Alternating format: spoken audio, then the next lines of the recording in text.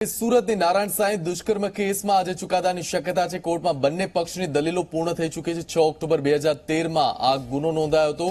જહાંગીરપુરા પોલીસમાં ફરિયાદ દાખલ થઈ હતી। બે સગી બહેનોએ પોલીસ ફરિયાદ નોંધાવી હતી અને ફરિયાદ બાદ નારાયણ સાંઈ ફરાર થઈ ગયો હતો। લાજપોર જેલમાં કેદ છે। હાલ નારાયણ સાંઈ 5.5 વર્ષ જૂના કેસમાં ચુકાદો આવી શકે છે। તો આ સમગ્ર મામલો છે નારાયણ સાંઈ દુષ્કર્મ કેસ અને તેમાં આજે ચુકાદો આવવાની શક્યતા છે। કોર્ટમાં બંને પક્ષની દલીલો પૂર્ણ થઈ ચૂકી છે। 6 ઓક્ટોબર 2013માં ગુનો નોંધાયો હતો। જહાંગીરપુરા પોલીસમાં ફરિયાદ દાખલ થઈ હતી। બે સગી બહેનોએ પોલીસ ફરિયાદ દાખલ કરી હતી અને આ ફરિયાદ જેવી દાખલ થઈ તેવો જ નારાયણ સાંઈ ફરાર થયો હતો। લાજપોર જેલમાં નારાયણ સાંઈ હાલ કેદમાં છે।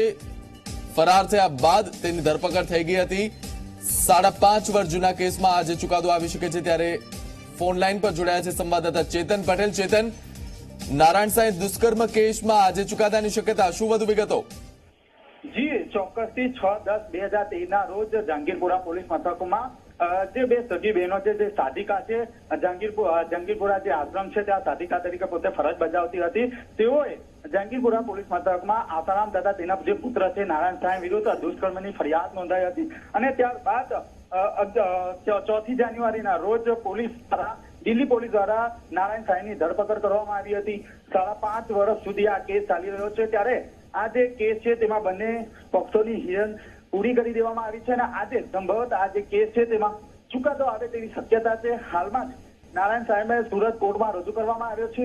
પોલીસનો ચુસ્ત બંદોબસ્ત સાથે આજે નારાયણ સાંઈને રજૂ કરવામાં આવ્યો છે। તો બીજી તરફ જે સાધિકા તેમજ જે સાધકો છે તે પણ અહીં મોટી સંખ્યામાં જોવા મળી રહ્યા છે। જી ચેતન, આભાર આપનો આ સમગ્ર માહિતી બદલ। તો 5.5 વર્ષ જૂના દુષ્કર્મ કેસમાં નારાયણ સાંઈ નો જે આ દુષ્કર્મ કેસ છે તેમાં આજે ચુકાદો આવવાની સંભાવના છે। નારાયણ સાંઈને કોર્ટમાં રજૂ કરવામાં આવ્યો છે।